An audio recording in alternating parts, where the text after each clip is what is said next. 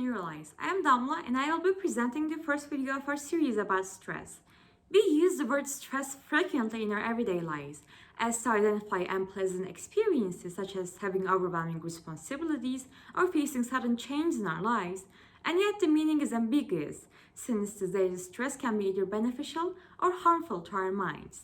Stressors fostering challenge and motivation to one's goals correlated to life satisfaction and hope are regarded as eustress. Our brains handle daily stress by physiologically and behaviorally adapting to changing environments, and eustress ensures the regular functioning of stress response mechanisms. The brain's balancing of stressors is called allostasis, yet chronic exposure to intense stress disturbs the functioning of allostasis, rendering allostatic overload that deregulates endocrine systems alongside producing physiological change in the brain structure. Normally, acute stress inflicts a chain of instantaneous hormonal and physiological reactions, which are known as fight or flight reactions. When confronted with a threat, sense organs send signals to the brain region amygdala, namely the fear center of the brain, which stimulates the hypothalamus. Parallelly, the hypothalamus speeds up certain involuntary bodily functions, like breathing, blood pressure, or heartbeat, and surges epinephrine into the bloodstream, preceding to activating the HPA axis, which consists of the hypothalamus, pituitary gland, and adrenal glands. The HPA axis interferes with the endocrine system to secrete the popular stress hormones, cortisol and adrenaline. When the threat passes, the parasympathetic nervous system lowers cortisol levels.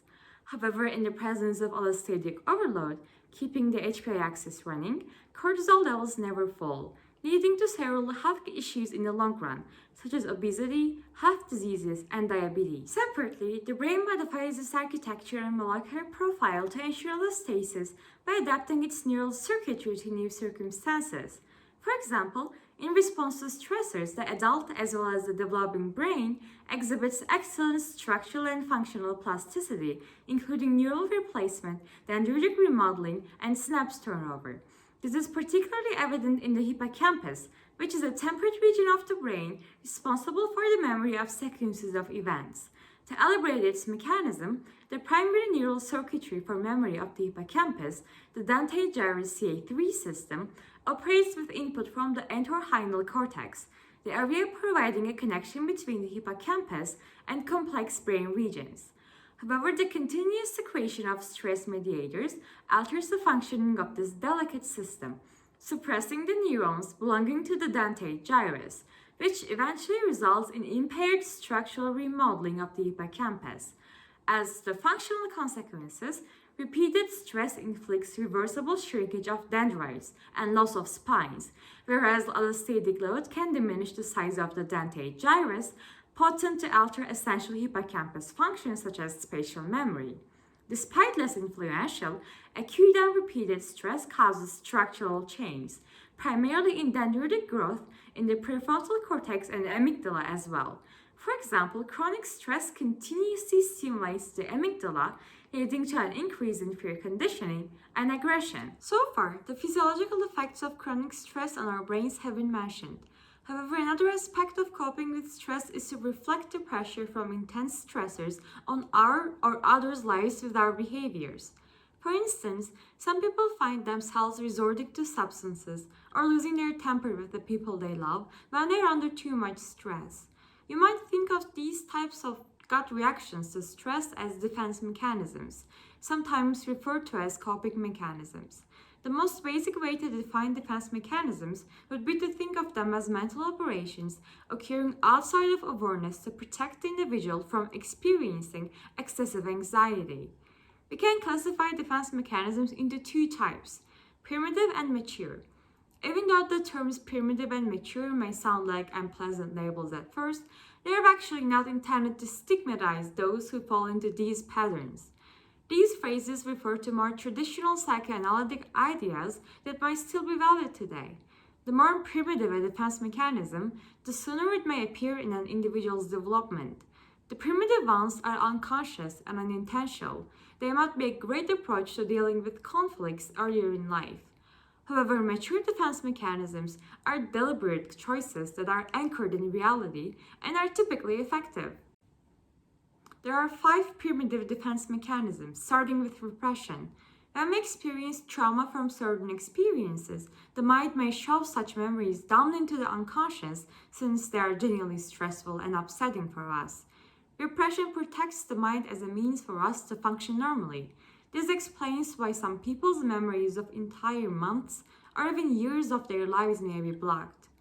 The denial mechanism can look like a refusal to accept the weight of reality. For instance, a person in denial might postpone medical appointments rather than face a cancer diagnosis, or they might act as if they are unaware that their partner is having an affair rather than confronting them.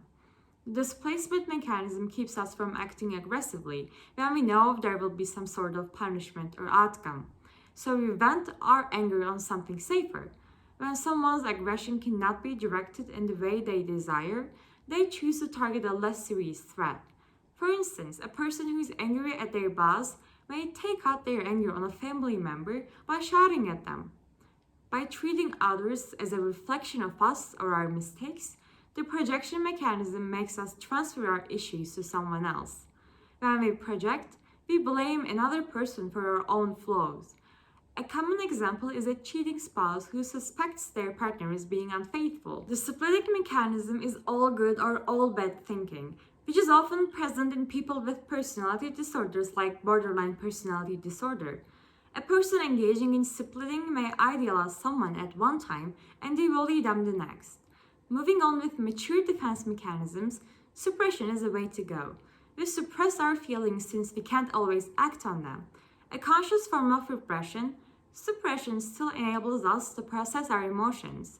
In other words, we may have an impulse to tell our boss what we really think about her and her abysmal behavior, but we suppress this thought because we need the job. The distraction mechanism is a way of turning our focus away from something that is distressing and onto something less unpleasant until we are ready to confront what's been causing all this stress. A simple example of distraction would be having a bad day and putting on a comedy movie to take our minds off of what's been bothering us. To be a part of the sublimination mechanism, negative emotions must be directed towards something positive. For instance, we might go for a run to de-stress rather than yell at our partner. All in all, both mature and primitive defense mechanisms are there to protect our brains from excessive stress. Despite helping people to stay stable during hard times, in the long run, they rip the bonds between reality and the stories in people's minds, eventually isolating the individuals from the outside world. Correspondingly, employing safer and healthier methods, such as consulting with loved ones or professionals, or taking some time off of stressful situations, should be all of our way to go in dealing with stress.